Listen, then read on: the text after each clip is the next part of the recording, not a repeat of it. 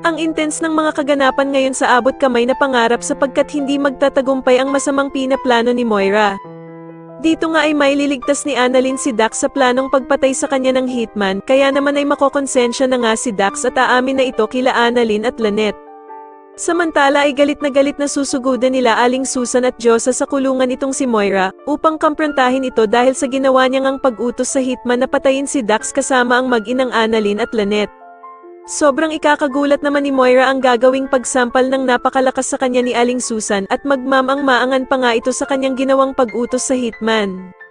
Sa kabilang banda naman ay hindi na nga mapakali itong si Moira at pupuntahan pa nga niya si Ninang para sabihin na dodoblehin niya ang kanyang bayad basta't masiguro nga lang ang pagkamatay ng star witness niyang si Dax.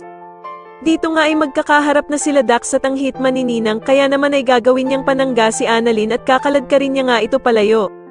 Subalit hindi naman makakapayag ang hitman na makalayo itong si Dax kaya naman ay agad niya nga itong babarilin sa kanyang paa.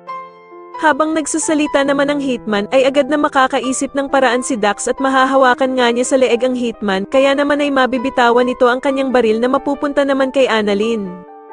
Agad namang pupulutin ni Annalyn ang baril ng hitman at itututok nga ito sa kanila, subalit kabadong kabado nga ito dahil sa hindi naman siya sanay na hawakan ang baril na ito. Kaya naman ay sisigawan siya ni Dax na kailangan niya nga daw tapusin ng gunman dahil kapag hindi niya nga daw ito binaril, ay siya ang tatapusin ng hitman na siguradong ikakalaya ni Moira sa kulungan.